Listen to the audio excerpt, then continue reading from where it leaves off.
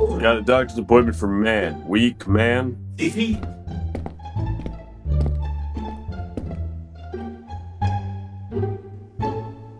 Yikes. Now, I think I already know the issue. Please, what's going on? Well, I just been not feeling like the man I should be. My wife has to unscrew the pickle jar for me. I can't crack an egg. I can't even do a push-up. Not even with my knees on the ground. Business started deteriorating about 3 days ago. I used to have chest hair. It's not around anymore. I used to be able to do one pull-up. Can't do any now. Actually, can't even hold on to the bar. When I sweat, it smells like roses. I don't know what's going on, boss. I don't believe that. I've seen this before, and I know exactly what to do. Don't worry. Now, you've got a particularly strong case of weak man syndrome, so I'm going to have to prescribe you 3. I would never do this typically. You only need 1. Body-hardy man. Not a tall grass. And particularly potent. Treasured by trade. Now, these Veritas Entertainment books are all you need. Tell me how you feel. Careful with these. Damn, Doc. I feel better already. Read Veritas Entertainment and become the man you were meant to be. Read Veritas today. Veritas Entertainment would like to remind viewers that this program is pure satire. Our books are not FDA approved, AMA endorsed, or recognized by your mom as a legitimate medical treatment. However, it has been said Veritas readers may experience the following totally unverified and possibly imaginary side effects. 30% increase in chest hair density, exact percentage may vary, sudden craving to chop wood shirtless, 2 to 3 more dates per week, plus 200 pounds to your bench press, the uncontrollable urge to unbutton the first several buttons of your shirt, instinctively knowing how to grill anything, including salad, a voice that drops half an octave, the ability to parallel park in one smooth motion while maintaining eye contact with onlookers, a statistically significant improvement in beard thickness even in readers who haven't hit puberty or are women, sudden knowledge of Magnum PI and Tom Selleck. Side effects are permanent, hilarious, and not covered by insurance. Read responsibly. Handling things and having the wit and being able to have these kind of conversations, these difficult conversations, which goes back to that first point. Swashbucklers need to be courageous and have enough courage to have difficult conversations.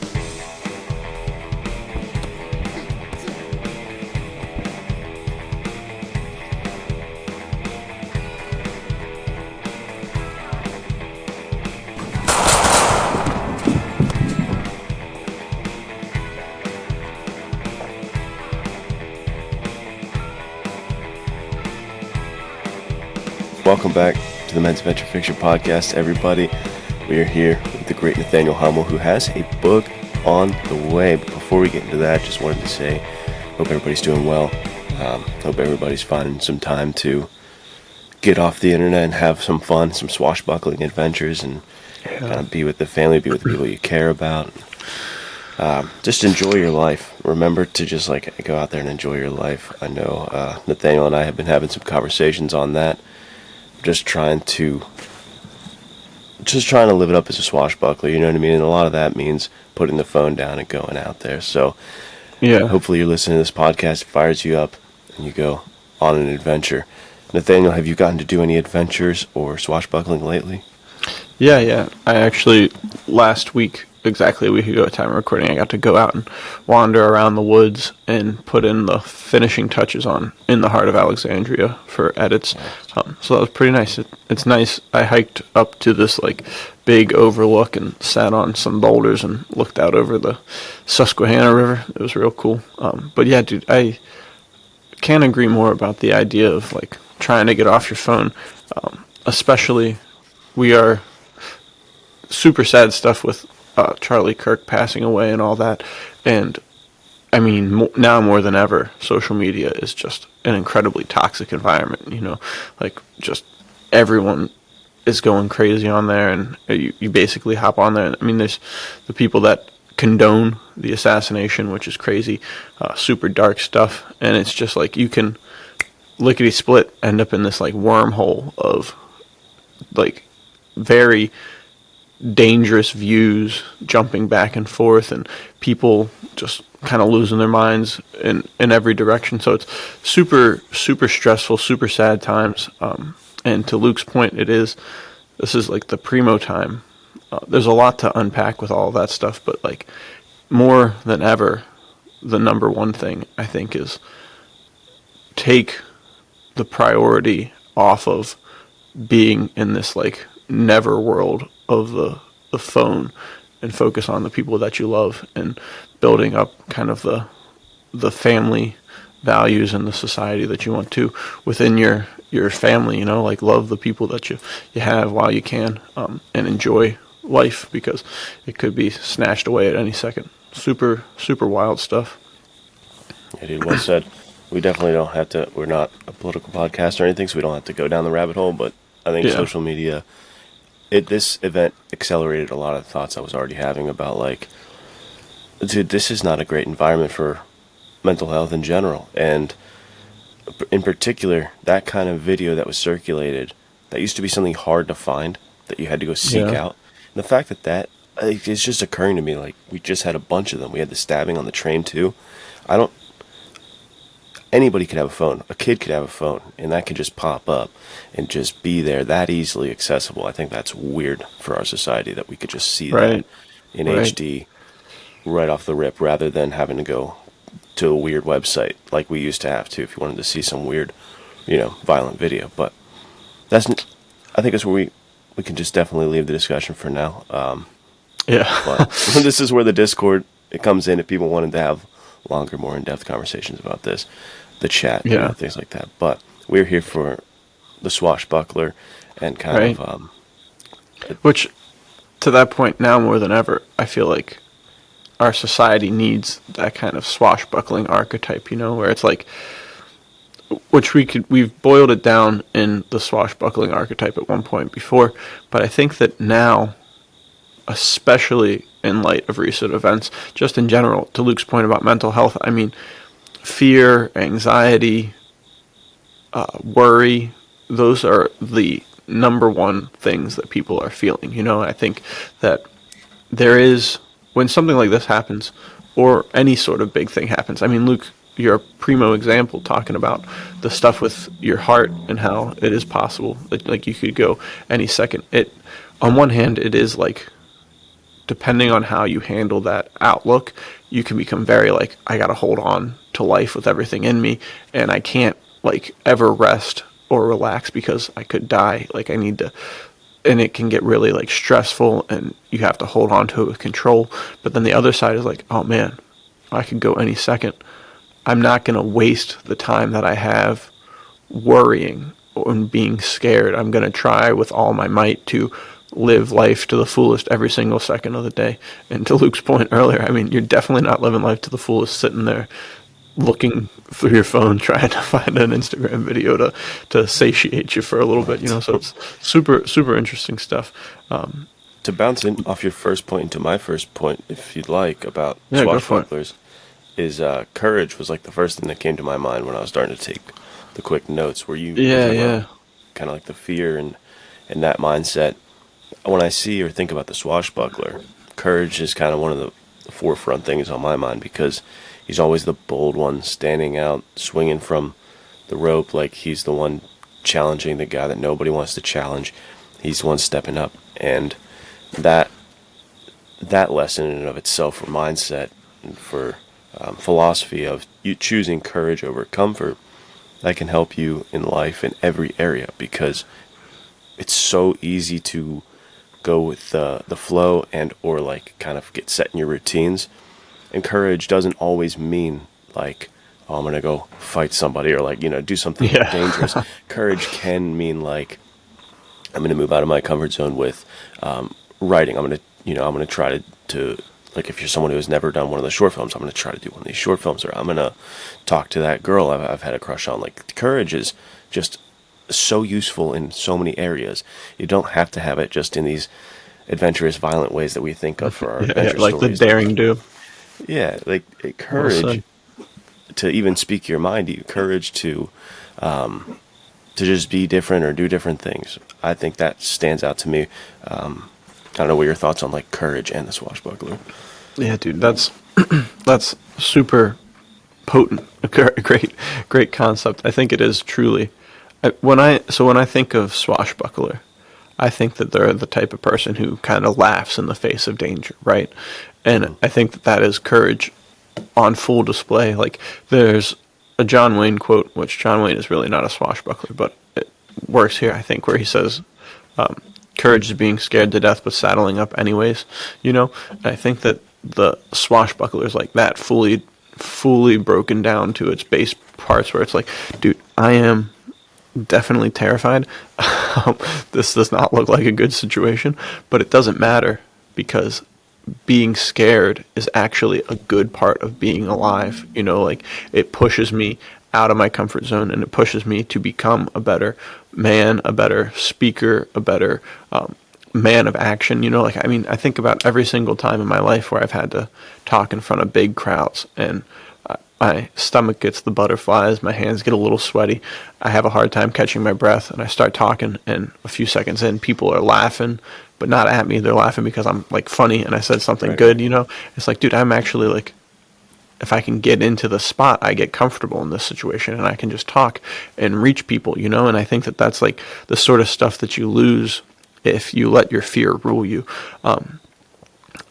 Because this is, like, I guess it just delves into mental health, kind of, you know, where we've got people all around us who are just riddled with anxiety, and so many of the things that we get anxious about are stuff that never ever happens, you know. So it's like super interesting to have that, and then kind of juxtaposed with the courage. So I don't know, it's a super interesting conversation. Yeah, definitely. Nearly all of the stuff we worry about happening is just like nonsense that we make up and it never happens.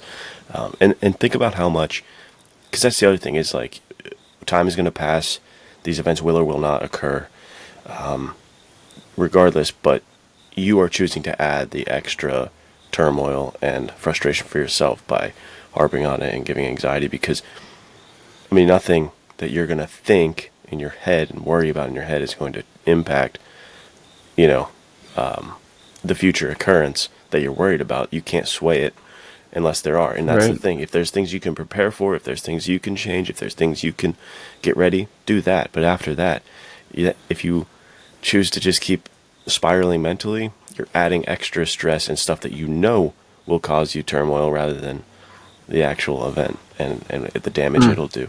But with this courage thing, it makes me think too, like these guys, these swashbucklers, it's not that they're like, you know, stupid and or denying death. Like, they know the risks, and they've almost accepted and really fully integrated the idea of like, well, yeah, definitely there's a possibility I could die, and that's, you know, that is life. I'm going to choose. I know it's possible I could fall and fail and die, but I'm going to choose to do this, and I want to do it, so why would I do it with any less than an attitude of gratitude and like fun-loving with a smile on my face? Like, it's really great. Like, they fully integrated the fact that, like, yeah, this could be the end, but hey, this is how I would like to go out, kind of thing. So that's really admirable.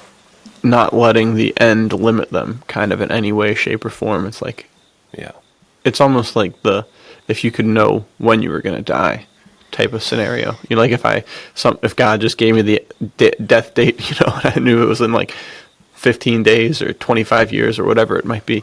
It's like, okay, well, nice. Now I know I've got time, or I've got the mindset of what can I do in that time, you know? And these guys are like, well, dude, the next duel is tomorrow at 9 a.m. So for the next 8 hours, I'm going to have a great time. Like, being the man I want to be, being the person I want to be. And it is freeing, right? Like, there is an aspect. It's like, okay, well, and this is what I always think about. This is so funny. You'll see all these studies. It's like, oh, well, cigar smoking raises your risk of death. It's like, bro, are there people who have no risk of death? What? How can that be? Like you have all these things. Like, well, this raises your risk of death. It's like, fellow, isn't the risk of death 100% for everybody? Like, isn't that what it is? So it's so funny. That's where obviously I stopped drinking alcohol because I do have this liver issue and things like that. So I'm not like a full-blown do what I want, I'm going to die anyway. But I am 100% with you, dude. There's so many different, like, you know, little things here, things there that my either counselor or maybe it's my wife, like, there's little things that people will be like, well, you shouldn't do that. And it's like, yeah, but like, I'd rather live and do this and have fun doing this than be like so bubble wrapping myself so I could live maybe a little bit longer. Like, that's stupid. Yeah. I'd like smoking. Like, when I tell I smoke cigars to my counselor, he's like, oh, I really don't like that. And it's like, well, sorry. Like, it's like, I'm not going to stop smoking cigars. I enjoy myself. Yeah. Dude, which Even if I think, knew it caused more of a risk, I would rather live with the risk yeah, and take the consequence than not. Just I 'cause agree. prefer. I agree. And to that point, quick dissertation on tobacco. Do your own research, obviously, and I've probably said this before, but there are a lot of studies that say smoking is just as bad as cigarettes, but most of the time they're caveated by saying, like, it depends on how much you smoke and if you deeply inhale. And, brother, if you're deeply inhaling cigars, you're going to be dead before you finish it, so don't worry about the long-term effects. Focus on the here and now there, because you'll be cooked. But there's also a bunch of peer-reviewed studies and articles that say that one of them says pipe smokers actually live longer than the average non-smoker. But that one was done in like the 60s, and I think it had more to do with like the fact that if you're smoking a pipe, you have a pretty disposable income, so that's probably why you're living longer. Stress, dude, you're just chilling. And then the other one says if you smoke 1 to 2 cigars a day, it has a negligible effect on your health, which is crazy. It was like once you start smoking 5 cigars or more a day, that's when it has negative effects on your health. It's like, dude, if you're smoking 5 cigars a day, you probably don't have anything to worry about. So maybe that even doesn't matter. I mean, 5 cigars a day, dude, is crazy. That's nuts, dude. I usually can, like, if I'm smoking 1 cigar, that's gonna take a hot minute. I might do it in 2 different sittings. Yeah. Let alone 5 cigars, dude. Especially like what 1 cigar takes an hour to an hour and a half. That's like upwards of 10 hours of cigar smoking a day. But this something you said where your counselor was like, I don't like that you smoke cigars, and you're like, I don't care. I think that's like quintessential. There's 2 sides to this, right?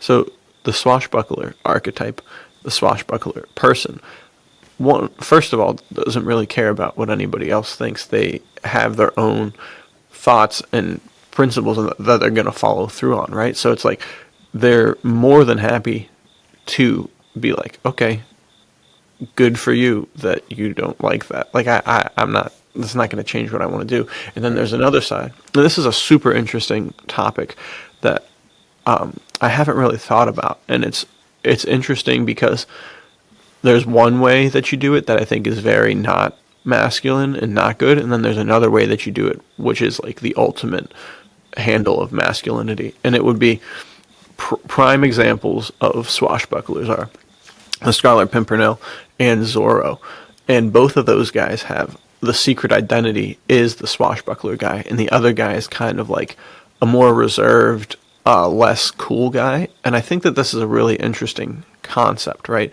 Of kind of being, in the Bible, Paul talks about being all things to all people so that you can reach these people. And so I think when handled expertly, you do not have to show every single aspect of your character to every single person, right? And I think that there's a lot of people who don't deserve certain aspects of yourself as a person, like I'm not gonna, and this is what I'm saying, because on one side, if you handle this wrongly, you seem like you're tiptoeing around big things and you're not able to stand up for what you believe in. But on the other side, you're like, well, I don't care about you at all. You don't need to know anything about me. I think that there is something that's lost in this day and age of social media and internet and people oversharing way more about themselves. Like, if I have a crippling anxiety issue, I don't need to tell every person that I meet, like, not necessarily from a perspective of like, oh, well, that'll make me look weak, but it's like, no, there's just things that people don't need to know about me, right. Like the first thing I tell someone is, I shared it on the podcast already, so I'll share it again, but I shouldn't ever like roll up to somebody who's like, things you need to know about me. Well, if you see any poison ivy, I'm going to be stressed out about it. like nobody needs to know that, you know what I mean? It's like stuff like that it's a prime example, is Batman.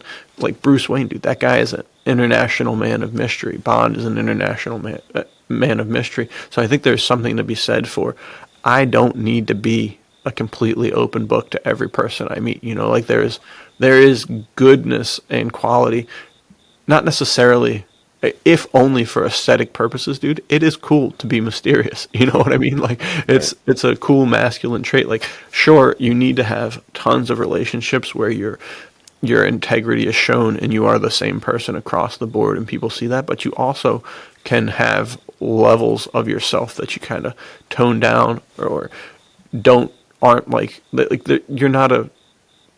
You have to get to know somebody to get to know them. You can't just be like, oh yeah, this is 100% me all the time. Because I think that if you do that wrong, it can also lead to something. So I don't know. I haven't really ever tried to articulate that or think about it. What do you think? Oversharing, I think, comes to mind. Is like, yeah, you're right. I think that's weird. I think we should stop oversharing. And I also think, like, over involvement or overreaching into other people's lives is also pretty weird. It's like, especially with the social media part of this stuff. I think I brought this up with you the other day, somewhere along the line, where I was like, you know what? I care about your opinion about that, and maybe Casey's. I don't need everybody I've ever seen online's opinion. I don't care because I don't know them. It's like I wouldn't take advice from them, so why do I need to get super pissed about what they believe? But we're getting so involved on other people's thoughts and opinions and like letting this dictate the barometer of our own spirit when it's like, dude, I don't need any of that. What if I rip myself out of that? I was like, oh, I have this problem. Let me talk to a few trusted friends that I have close to me and get their opinion rather than oversharing or going on the internet and trying to see what other people think. Right. Because I don't know these people. I don't know their values. I don't know anything. I know what they're showing me. You know what I mean? To your point of the man of mystery, we don't know these people, really. Yeah. You know? So, yeah, I think a swashbuckler thing is letting freedom be your guiding light and the freedom to be yourself and to choose, like, your own path. Right. And being okay with that. Right. Is, like, very big. Dude, that's really well said. And also kind of the concept, too, of, like, I don't have to take a stand on every thought that I have. You know what I mean? Like, that there is certainly stand up for your beliefs and put your foot down, because that is ultra important, and that is also a massive aspect of being a swashbuckler. That's crucial. But there's also no swashbuckler cares enough about any single person outside of them that they're going to hear someone say, like, I really like my pancakes with yogurt in them because it makes them more fluffy. And they're like, damn it. Grab your blade. We're going out at dawn tomorrow. Like, they don't care. You know what I mean? I think that's put yogurt on your come on. Don't put yogurt in your batter of your pancakes, or else we're gonna have a problem. Do you understand? Right? Pretty sick, to be honest with you. Yeah. Caroline's done it before. Apparently, it's how you get the. It's how you get the pancakes to have kind of more of the store taste to them. Like, they add the texture. But I and don't stuff. like fluffy pancakes, by the way. I'm a thin pancake guy. I don't even know. I personally think I like French toast and waffles better than I like pancakes. Yeah, so French toast is sick. All right, we should get back on this. See, this is here at 6 in the morning, dude. So all that I'm saying is, it's like, I think a swashbuckler is diplomatic until they're like, all right, well, I'm going to kill you. I don't know what to tell you. So I think it's a super interesting balance of becoming this comprehensive man and handling situations where it's like, we disagree. Frankly, I don't give a damn about you enough to care that we disagree. You know, like, you can spout whatever you want to say, and I'll just be like, all right, I disagree. Here's what I think. And it doesn't even have to be aggressive. It can be like, oh, that's a cool idea. It's wrong, though, but it's a cool idea. You know, like, you can have conversations with people, and you can have civil conversations, and at the end be like, oh, I really enjoyed that conversation with you. You didn't convince me of anything, but it's cool to hear what you have to say, unless, of course, they're a crackpot. Then you can be like, well, I disagree with you 100%. In every way, shape, or form, and I didn't even think it was cool hearing what you had to say. I mean, handle stuff however the heck you want to, but I think that there is a side to this swashbuckler thing that I've been thinking about a lot. Like, they handle situations with grace. I mean, one of the coolest things about a swashbuckler is that they're 9 times out of 10 not a bumbling oaf, and that doesn't mean in sword fights, in sword play, in movement, or in their conversations. If you see any of these swashbuckling movies and stories, they are sometimes reserved and a little quieter. Other times they're the most, like, outgoing person of all, and their wit is as sharp as their sword blade, you know? And I think that part of wit is handling tricky situations very well. And so I think that that's something that is crucial in today's culture. I mean, how many conversations are just loaded with stress and angst and people saying, if you disagree with me, we can't be friends. It's like, bro, that's just 100% not true. There's so many things that everyone disagrees about, and if you can't get past disagreements, then there's no hope. It's true. Dude, your point too makes me think of Roadhouse, where he says you got to be nice until it's time not to be nice, which is the swashbuckler mentality. Like, Yeah, I'm for totally sure. fine to be gentlemanly and handle the situation with grace until you've crossed that line, and then it's time Until not the to be sword's nice. coming. And then I can do it. Yeah, dude, and it's interesting because I'm trying to interrupt you, but I don't necessarily think of him as a swashbuckler because he is a little more pensive and serious. But a primo example, dude, is freaking Spencer Dutton with that guy, Alex's fiance guy, who is just ridiculing him left and right, and he could not. That's the thing. It's like I think it's always super cringe when you see it, but it's like, what's a eagle doing thinking of what the fish think of them or something stupid like that. But it's like the primo example is like, dude, Spencer Dutton is so confident in who he is as a man that this guy is like just a little weasel dude, and he has it's exactly what you said. If I wouldn't take advice from this person, I don't want to live like this person does. Why would I ever let anything they say mean anything to me? And then, of course, until he started going after his girl, and then he's like, all right, well, that's where I draw the line. And I think that that's such a good thing. It's like when the attacks are against you, who gives a damn? Like, those guys don't matter at all. When they're against people you love, then it's like, all right, well, now you've crossed the line. But what were you, sorry, I didn't mean to segue off of what we You're good. And he's talking about Spencer Dutton is a pleasure to hear. So I was thinking about Spencer Dutton the other day, and I was like, dude, we're probably never going to see that guy again. That sucks. That is hugely devastating. I was thinking about that. I was like, you know what? People are right. Maybe I should be pissed right now because there's a lot going on, and we're never going to see Spencer Dutton again. I'm pissed. All right. Everything was bad, but now things are really bad because we're not seeing. You can't even give me Spencer in this time of need. All right. I derailed the conversation with that, but what I was gonna say is, you were mentioning earlier about handling things and having the wit and being able to have these kind of conversations, these difficult conversations, which goes back to that first point. Swashbucklers need to be courageous and have enough courage to have difficult conversations and disagreements. Well said. But I think, to your point, maybe I'm wrong. Maybe I just don't know enough about swashbuckling. Maybe I'm an idiot. But they seem well educated and kind of like classier, kind of Renaissance man-esque. Yeah, dude. I think that's important for this generation to consider and to try to find value in, to emulate and try to build up their own knowledge base and ability to have critical thinking and discourse. Because, dude, I mean, especially online, you just see like insults hurled back and forth, but not even like real insults, not like you're a poopy head. It's like weird meme knowledge, like it's like weird. I have to decode it. I'm Googling things on like slang As terms. soon as I have to figure out what the heck a word means, and it's not like a word that I don't know because it's old and I'm not smart enough to know it, it's like a Gen X or Gen Z where I'm like, all right, well, I don't really want to have this conversation anymore. That's the point, dude. It's like, oh, you're critically and chronically online. This is a problem. Like, we cannot be speaking in weird internet talk to try to have our discourse. Like, you're losing your critical thinking abilities, whether you realize it or not. Like, have a conversation in real life like that, you're gonna look like a psychopath, dude, speaking another language. It's like, what do you say? Yeah, I don't know. Dude. So they're taking things seriously, giving them the actual weight they deserve, and not saying weird slang words, and like just having this discourse and sharpening your critical thinking skills seems really in line with the swashbuckler, who is a class act, who is a Renaissance man, who is well read, in my understanding at least. I think that gets to another idea, right? Like you're saying, the courage, dude. I think that swashbucklers, now obviously, if you handle this poorly, you can become a nuisance to everybody. But they like confrontation, right? They don't shy from it. And once, maybe they don't want to start it, but once they're in there, they're like, oh yeah, we're cooking, And I remember the running joke is always, well, I got married so I could argue more, because I love arguing. And that's what it's all about. I love a good debate. I love a good conversation. I love breaking things down logically, following point A to point B.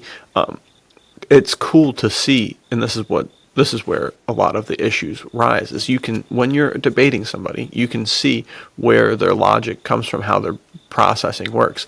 And a lot of the times when you have a debate with someone or an argument with someone, you find that somewhere along the line, you guys are good, and then boom, the differentiation between your viewpoints is one piece of information that they took a totally different way than you did, and that's where you got to break stuff down. A prime example is like something where you're arguing with your wife, like you're going through the thing, and it's like, oh, well, you said this, and that meant this. And it's like, no, that's not at all what I meant when I said that. There was no intent behind it. You're thinking that I was trying to be mean, but I was just being an idiot. Like this is where the breakdown is. You were thinking I'm a mean guy. I'm just a dumb guy. Like that's the problem here. So it's stuff like that, and then to expound that into like these hotbed political debates, even stuff about like fandoms, like, oh, who's gonna win, Arnold Schwarzenegger or Thomas Magnum? Like we could get into like the weeds on stuff like that, but if you're able to handle all of these situations with that adept grace and ability to kind of like defend yourself and thrust in an attack where needed, and go back and forth and handle it with the same ability that you would the sword as a swashbuckler, that's when you're able to have conversations that actually uplift people instead of knocking people down, right? And I think that that's what's super important, is it's like, obviously, hopefully when you have debates, your goal is not to force somebody to change their viewpoint to agree with you, right? Hopefully It is, I have this information that I think is true. I'm going to defend it because I believe in defending the truth. And hopefully that's the same for the other side. If not, then things can devolve. But even when they devolve, you have to handle it with grace and bringing the truth to the table, because all it takes for evil to succeed is for good men to sit around and do nothing.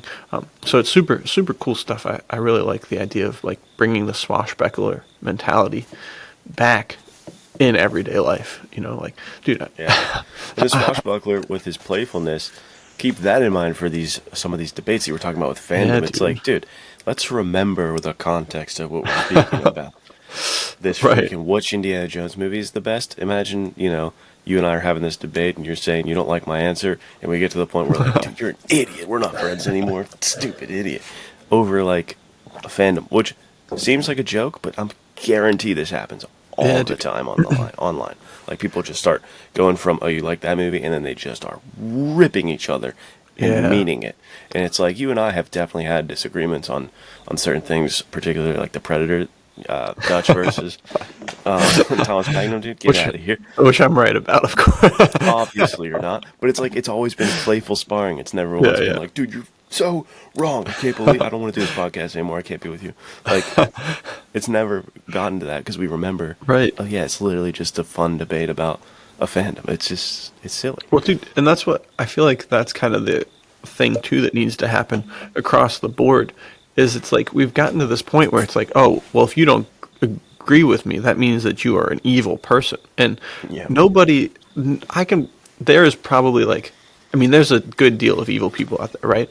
But as a rule, I would say that less than 50% of people in the morning wake up and say, dude, I'm going to pick an evil viewpoint to live my life out of right now. Like, I don't think anybody, well, I mean, like I said, there are bad people in the world, but I think the majority of people are not doing that. They just have these levels of things that they've just been stuck in their whole entire life, and so they start having viewpoints that are objectively against the truth, and it's like when you deal with people like that, you need to come in and be like, hey, this is where things have like gone awry, or at least where I think they have, and that's why I'm bringing this to the table. But I think that it needs to get down to what you said as well. Even in the most crucial of all things, we need to remember that each and every person is probably taking themselves way more seriously than they should be.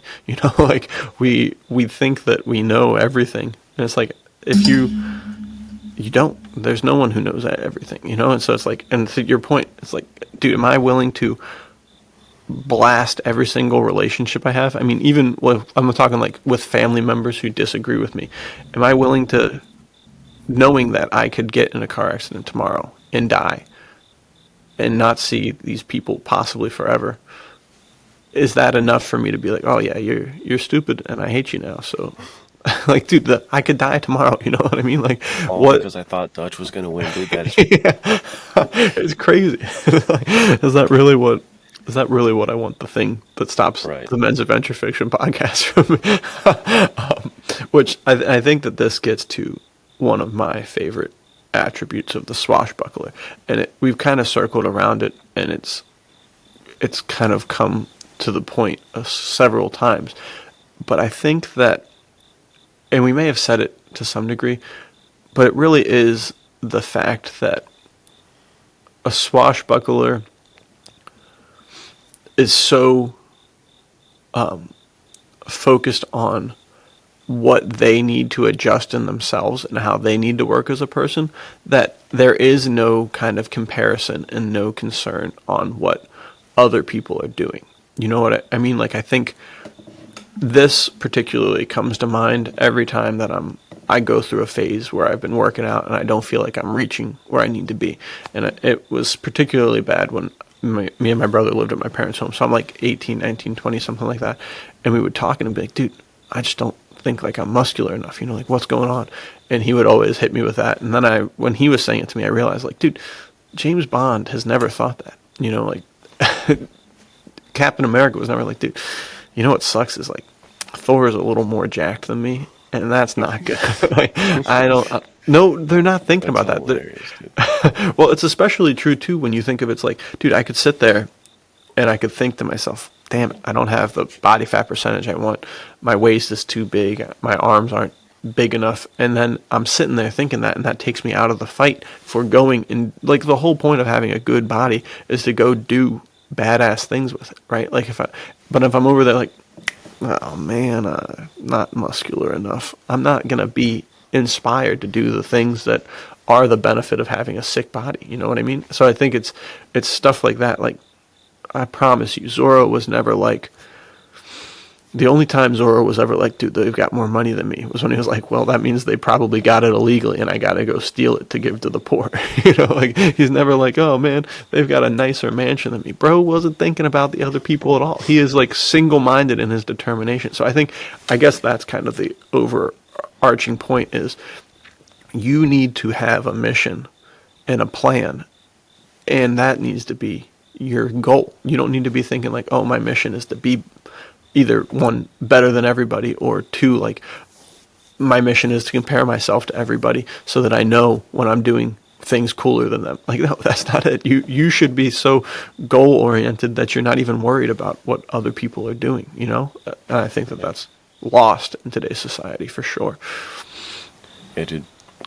They say comparison, thief of joy, but Yeah, also dude. like just the other thing you've been alluding to, where if you keep your individualism and your focus on your path, then think about how much faster you'll go on your path, how much more Yeah, success dude. you'll have, rather than constantly diverting your energies left, right, over here. What does that guy have? Oh, do I need to do that? Keeping up with the Joneses left and right, Yeah, bouncing you dude. all around, is throwing you off of your course, off of your path.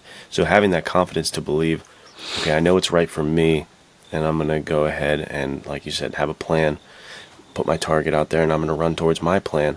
And I'm really excited for my life, and I'm really excited for that person's life and that person's life, because I think about someone like, you know, Casey on that fitness thing, where it's like, he's always great to just throw out compliments, but he's never, you know, about like your body or anybody else's, and he'll compliment people, but he's not going to be like you said, he's not going to be down on himself and roasting himself for being like, hey, how do I do?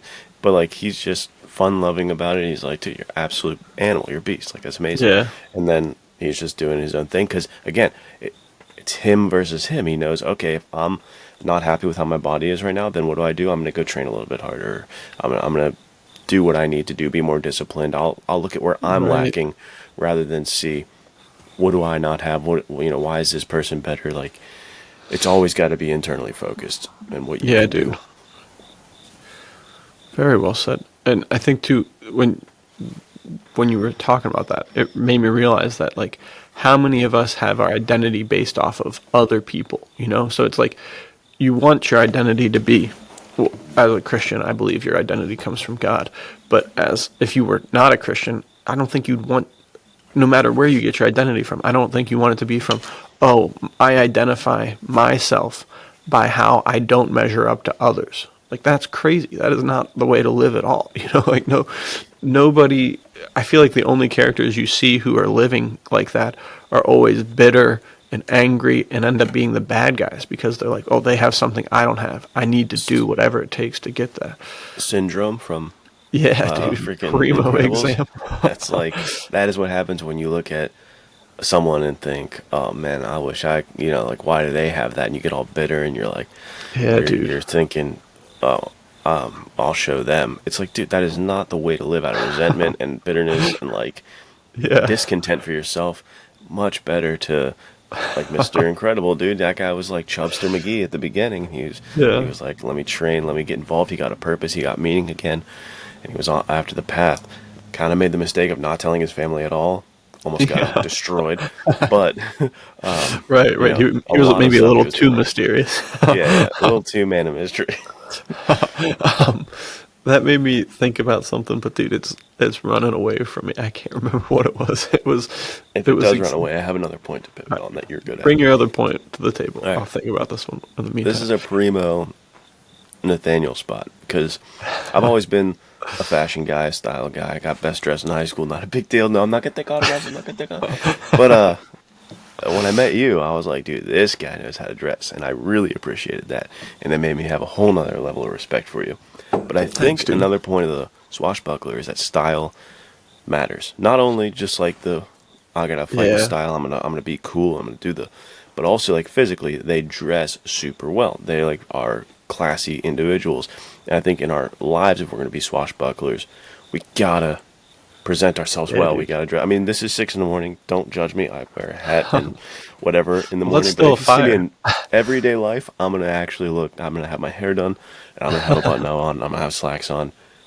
It's like that point. You gotta have a standard and some respect for yourself. I think that's very swashbuckler-esque. So I wanted you to talk on style for sure, because this is your domain. Dude, that's a great point. I think it is like when you look up the definition of swashbuckler, it has to do with like bravado and kind of like a somewhat of a showiness, but it's in a positive light, right? Like, you don't want to be an attention seeker for the sake of being an attention seeker, right? But every room you walk into, you should have some sort of commanding presence in, I believe. And I think that, like, obviously that should be an outflowing of the inherent danger that men need to have, like, right? Like, a man should be a dangerous person. When we talked about this in the first episode, if you're not dangerous, then you can never really be good. You're just ineffectual, I guess. Like if you don't have the opportunity to do terrible things and you stop doing them, you're not a good guy. You're just aren't able to be bad. Yeah, the ultimate. You're basically fully neutered. So as a man, yeah, exactly. You should for sure have the danger, and that should be something that is like readable right off the rip. But you also should come into a room, and people should look at you. And this isn't like I want to be cool and everyone wants to look at me. It just should, like, and this is what we get back to every single time. There's all of these ways to do things, and so much so motive matters, right? If I do things to get people's attention for the sake of feeling good about myself, like, that is not the way to live. That's the wrong artificial version of it, for sure. Yeah, and so to that point, like, if I'm dressing to make other people think I'm cool, that might not be the right reason to dress well. You should be dressing well because you want to present an image of yourself for yourself, and I think that that's kind of where it gets to. It's like, dude, everything that I do, for the most part, and this might not even be the right motive, but it is to kind of make myself feel more like the characters that I aspire to be like, So it's never like, oh, these people are going to look at me and think like, wow, Nathaniel's a really well-dressed guy, or wow, that guy's like cool. It's always more so like, oh, that guy is like ready for action. You know what I mean? Like, I'm always going to be wearing some sort of clothing. It will look good. Like, right now I'm wearing this jacket and a Henley, and I've got on a pair of slacks.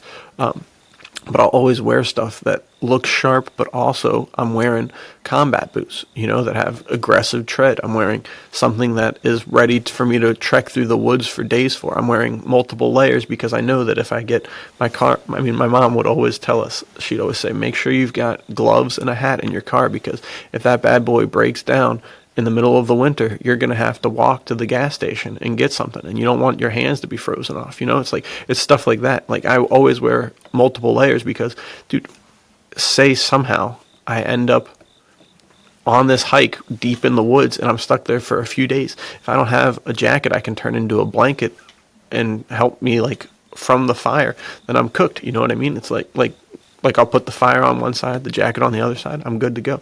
But if I'm there, I'm like just wearing a tank top, it's like, bro, I'm cooked. It's over, So I think that your style should reflect who you are as a person. It shouldn't be, I wear my style to be a cool person. It should be, I do these things to train myself and be myself, and then how I wear clothes flows outside of that. And I think that you're spot on, dude.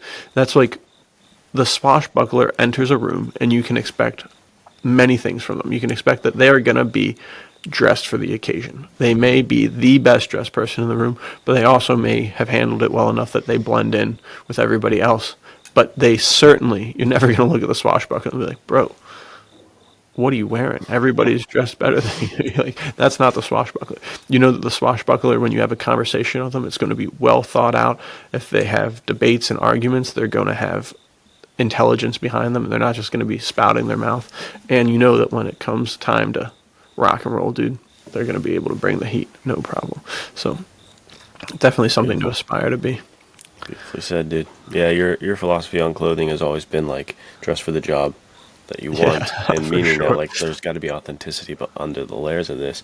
I think that's massive. An important thing to take away is, like, there was a time period where I dressed, when I was first learning how to dress, where I was like copying outfits I've seen.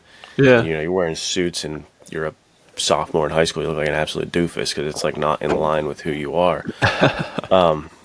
It just like it's not flowing out of a place of authenticity. I think that's important for everybody. It's like you don't need to go out and start wearing slacks and button-ups and suits like how Nathaniel dresses or how I dress, like whoever, like you don't need to dress like anybody else. You need to see like what is the reflection of you that you want to present yourself as.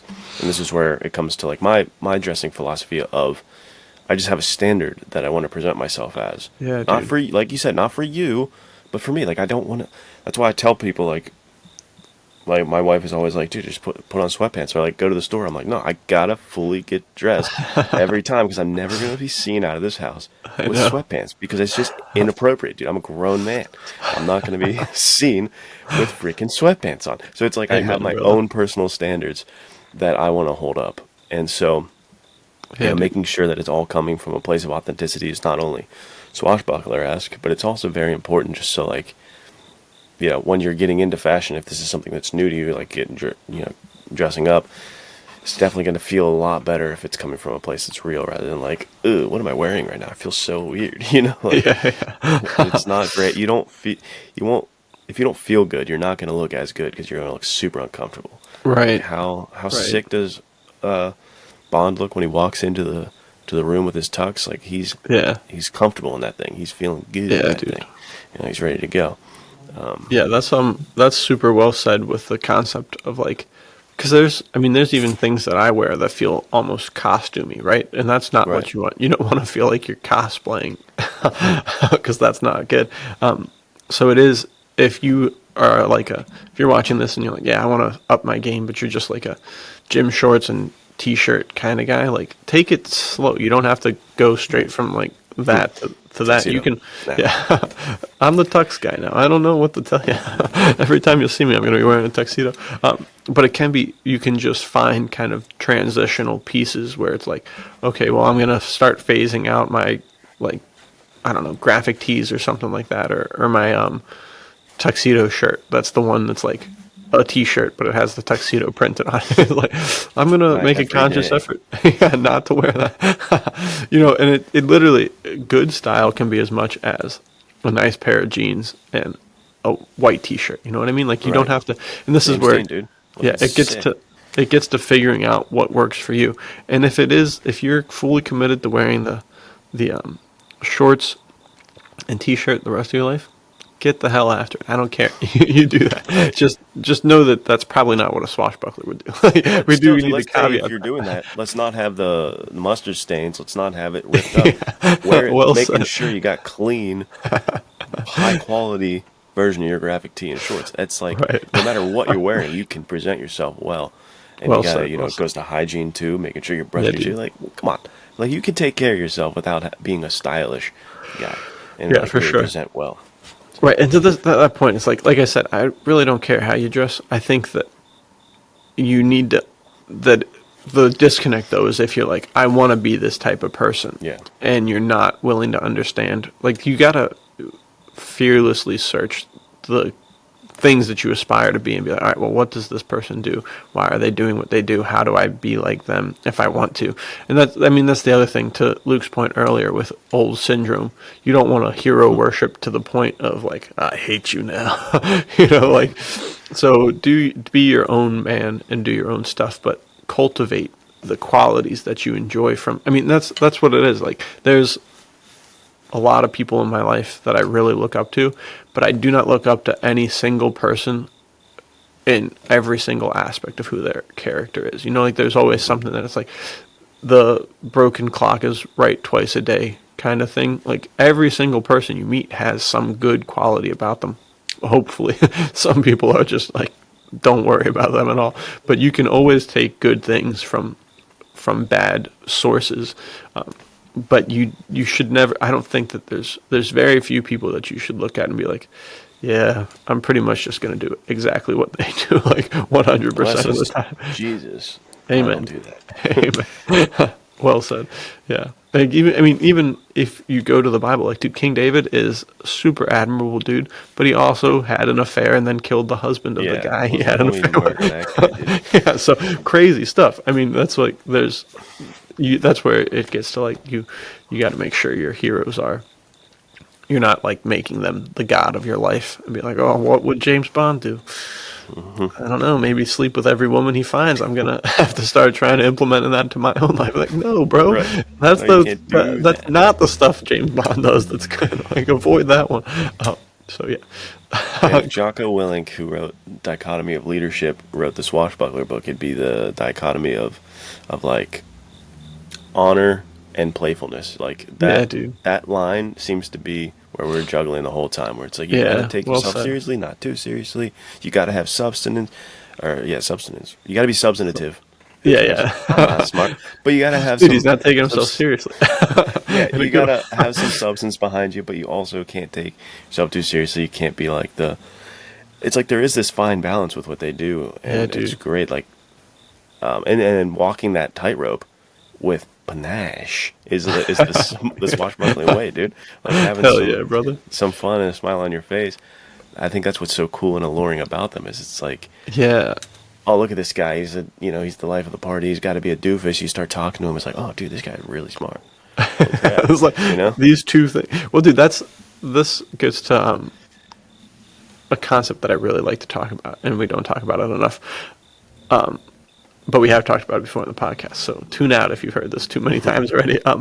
There's so much of like kind of the classic masculinity is like, oh, you have to be stoic, you have to be tough, you can't show any emotion, because if you show emotion, you crack. But dude, I think about all of my favorite characters that I always like put in the running for most manly of all time, and they're always funny and endearing. Like, they've got, like you said, they've got charisma, they got entertainment. I think that is what the swashbuckler is, right, dude? The dude laughs in the face of danger. He's having a good time. He's enjoying his life. He's not sitting there, and that's why I think truly, like, Spencer Dutton doesn't really make the cut as a swashbuckler, because that guy's kind of just cranky all the time, like, that's why John Wayne doesn't make the cut, because he's cranky all the time, That's that Western stoicism, dude. Yeah, even Bond, depending on the iteration, he's sometimes very much a swashbuckler. Other times you're like, dude, and sometimes he's too far into the swashbuckler side where he's just a Roger Moore, dude. goofy guy. Like, what's going on? What's to that point? We were talking yesterday about my wife and my twin sister-in-law. We were driving back, and they were like, "What do you think is one word that defines you?" And my wife was like, "For you, I want to say adventurous, but I think it's got to be fun, because like you're ready to have fun no matter what it is." And it was like, it was nice that adventure was the first thing. She was like, well, "That's a good one, but I don't think it," like, kind of like basically gave the vibes of the Bolamore thing. Like, adventure is the least part of you. Like, it's the fun stuff that matters. And I think that that's like something in masculinity that doesn't get enough credit. Of course, I say that because my wife called me fun. I'm like, well, yeah, that's actually the most masculine trait. Like, look, I'm a masculine guy, right? But I do think that, dude, if you got all the good masculine traits, but you don't have fun, you become a not good, dangerous person. You know, like you're not fun. Nobody's going to want to be around you. So I think that 100% you're on the money there with the balance, the handling it with panache. Right. I remember that this was something my dad and I would talk about a lot, where I forget kind of how these conversations would come about, and it'd be hard to recreate the mental pathway I took to ask the question as a child. And it was always some outlandish, like, it makes no sense kind of, why would you ask that? But essentially he would get to the point of telling me what you're talking about, where it's like the guy who is like super angry, super serious looking, looks like he wants to break your neck off every time you look at him. Super cool in fights, for sure. Like, I'm sure he's great, but like no friends and no real deep connections with that guy, because he's so embittered and angry. Yeah, and dude. he's like, that is not how you want to live. Because I put so much value on like being tough and being able to fight, and I was like, well, those guys, like, look at, like, I forget who I would point out, but again, they're probably like movie characters. The actor's probably the nicest guy ever. So I'm looking at Jason Statham character or something like that, and being like, dude, he's like, look how serious he looks. I'm too fun loving and stuff. And he's like, in real life, the people who look like that all the time, like, nobody wants to talk to that guy, and like that is not how you go through life. Which is a great point. Like, when you really open up to the reality of fighters and dangerous people, like Casey, military guys, so funny, all funny. Like, you go to MMA gyms, boxing gyms, you look at interviews with fighters, a lot of them are very light-hearted, fun, not taking themselves seriously. It's like movies and books give me, as a kid did, like, gave me this perception of like, I have to take myself super seriously. I can't smile. I'm the tough guy. It's like, dude, that's not a way to live your life. You know what I mean? Be comprehensive. Dude. Have the ability to be that tough guy you want to be when you need to be.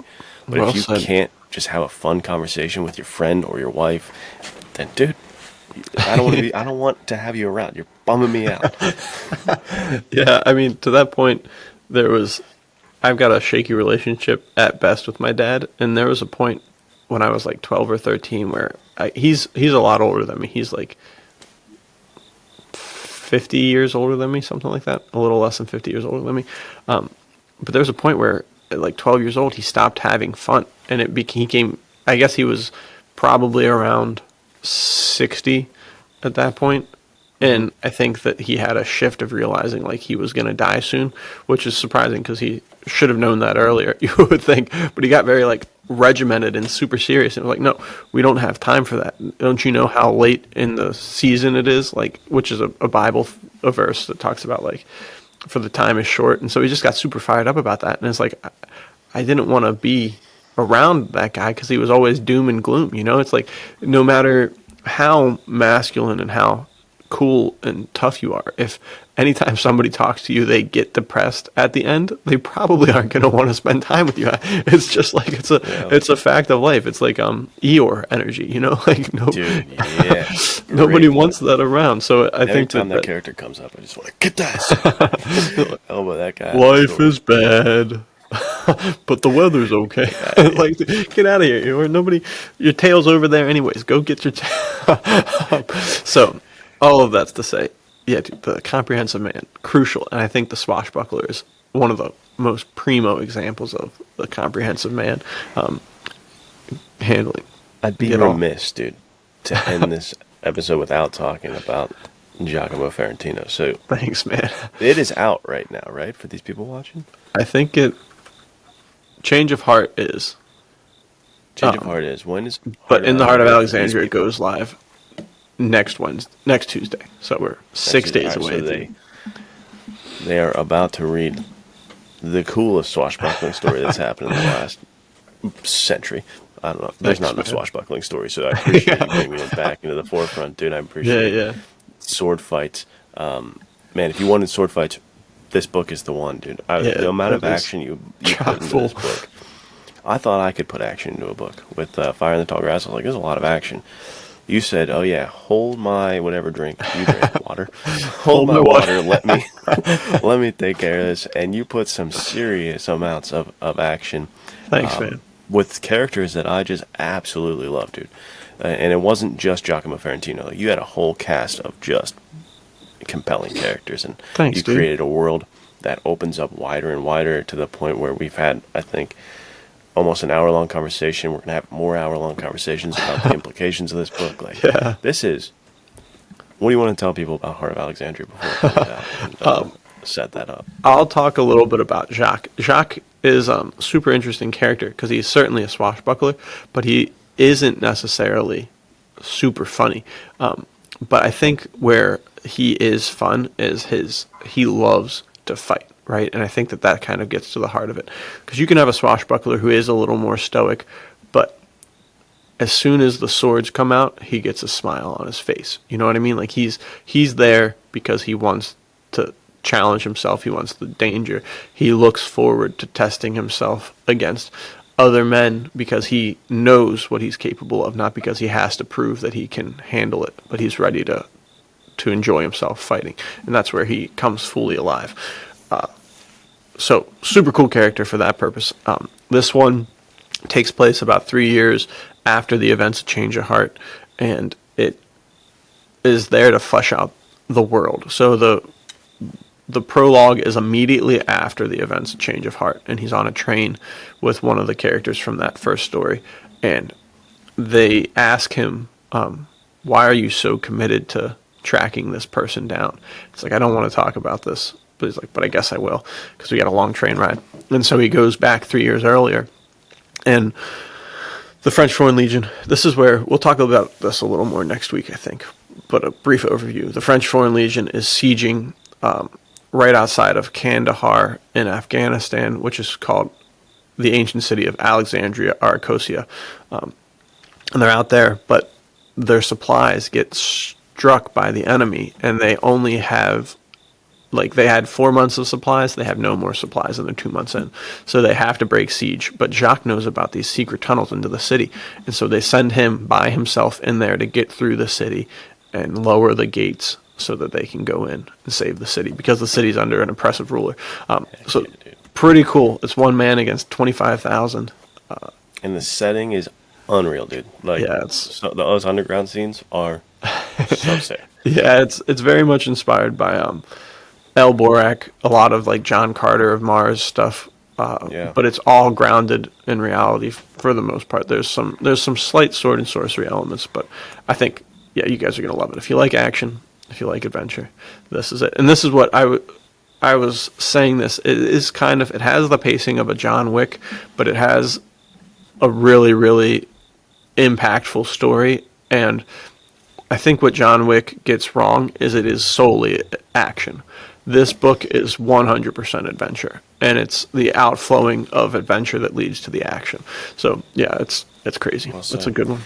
And that's where I want to be careful about what I say at this point. But there is a piece of media that I never shut up about that this reminded me of, or gave me the vibes of, and I was like, I love it as much as this.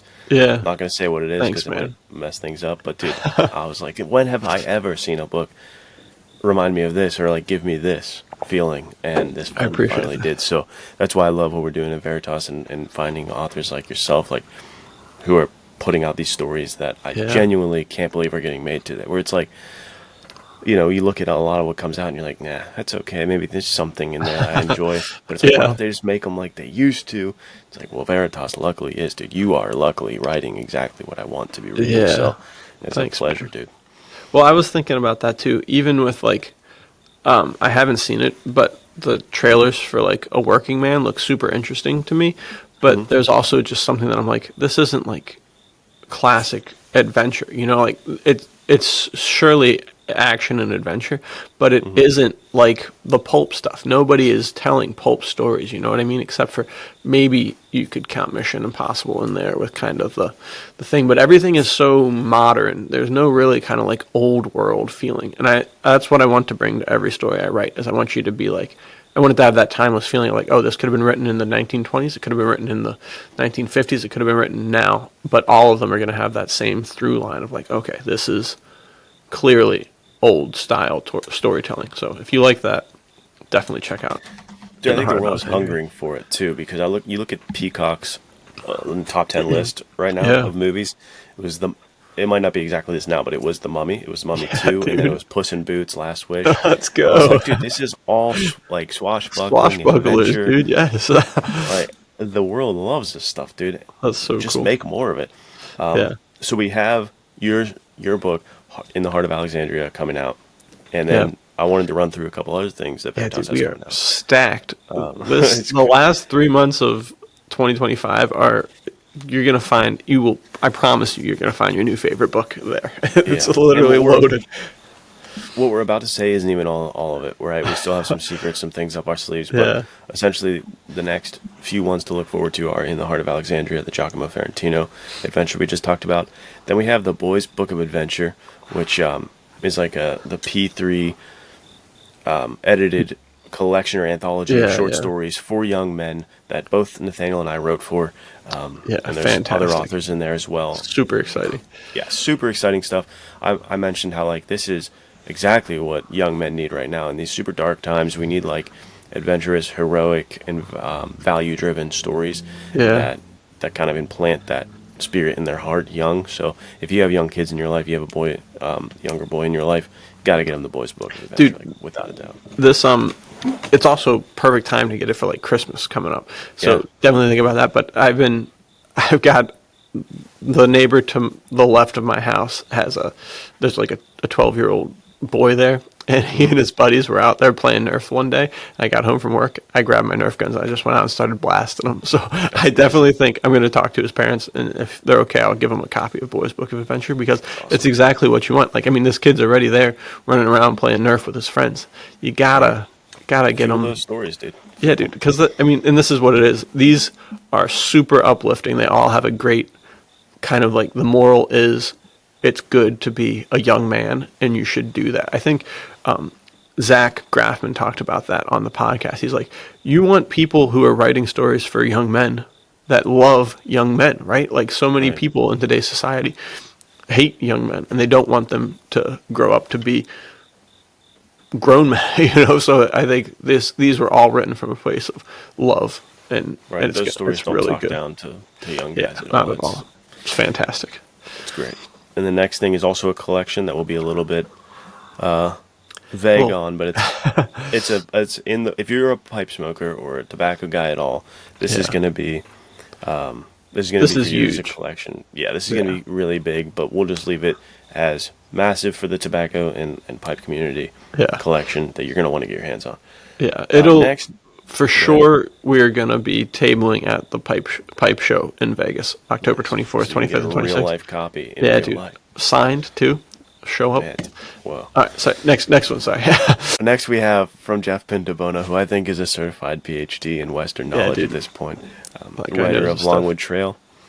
Incredible. Comes back with The Killers from Yellow Rock. In this book, fantastic. Yeah, masculinity at its finest, dude. Western at its finest. Jeff Pintabona. Well, like we said, we have some tricks up our sleeves, some secrets to hide. It won't be the last you see of him in 2025 as well. And I truly, Veritas, we have the coolest authors, and Jeff Pintabona absolutely is one of those guys who's just, wow, doing exactly what this genre needs, what this world needs. I'm so happy that that he's a part of what we're doing, man. This is incredible, and we're honored to be able to put out his books, especially with the Western genre, dude. It's like Louis L'Amour's left such a vacant absence in that that world. For sure. It's like getting classic Westerns that aren't revisionist too much and like changing things up, or modern Westerns, like a true in the spirit of what you would read with Louis L'Amour, but with even more of that modern grit in the right way. I think I think Jeff's got that on lock, and he's incredible at it. So definitely It look is forward a to that. fantastic story. I'm super excited for you guys to get your hands on it. Truly phenomenal. Last but not least, and again, this is just in the next couple of weeks to month. We still have more for 2025. But baby. To knock this list off, we've got Terrence Lehue bringing Mitch Mayhew back Yes. with Diamonds in Denver, which is another Mitch Mayhew adventure. Yeah, So, fantastic. obviously, he won Men's Adventure Fiction May with that. Unwanted Passenger was a super sick serial style aviation pulp, and dude follows it up with just as much heat as before in a bit of a different feel or vibe to the story. Kind of I don't know if, like, he brings the adventure, dude. It's fantastic. So if you enjoyed Unwanted Passenger, you're gonna love Diamonds in Denver. It's exactly what Luke and I talk about all the time with Nate Colt, Noah Redford, any of these kind of series characters. If you give us a man of action, a man of adventure, you can put him into whatever situations arise. Yeah. And there's direct consequences from the last book flowing over into this one, and it is intense, but also it's got that swashbuckling kind of lightheartedness, but that doesn't pull any of the punches, like it still brings the heat. But yeah, you got the lineup of the year coming out here, so it's super exciting stuff, and it all kicks off next week with In the Heart of Alexandria, and then you're just going to be getting rock'em sock'em roboted till the end of the year, baby. So be prepared. It's going to be some fun stuff. We're bringing adventure back in style. And if you want to be a part of the Noir November collection, I think there's still a little bit of time left to get your submission in, and then we'll be curating this seriously high quality coffee table style anthology of noir short stories. So you want to be a part of that, make sure to do that in the next couple of days, because I think October 1st might be the end. Yeah, if I'm remembering correctly. I think it will be. And we also, there may be overlap for sure, but I've got, if you haven't, you should check out Pulp, Pipe, and Poetry. Subscribe there on Substack. I just dropped a short story that was actually adapted from my noir short film that we did in February. So check that out. At the bottom is the film, so you can see that. But I also have kind of to put my thoughts more in order for this podcast. I wrote a little essay about the swashbuckling mentality, and that will be going live the Saturday after. Maybe it'll go live the Tuesday that Jacques comes out, but it will be going live in tandem with that so that you guys can be inspired and read a little bit more about swashbucklers, because it is something that this culture desperately needs. So be a swashbuckler, baby. Bring it back. Be a swashbuckler. Read Veritas. These are all the things you need to be doing. Write for Veritas. It's too easy. That's the cycle. Yeah, man. It's good. Thank you, Nathaniel, for sitting down with another episode. It was too fun. Great concept that you brought to the table for an episode idea. So thanks, man. Well, thank you. It is Swashbuckling September, so we gotta swashbuckle while we can. Yeah, check out Terrence's Instagram. He just posted a thing, and it was like, "Hold on, I'm buckling my swash," and it was a bunch of sick photos on Instagram. So check those out. Fantastic work. Read Men's Adventure Fiction. That's all I gotta say. Yeah, guys. Take care. We'll see you next time. See you next time.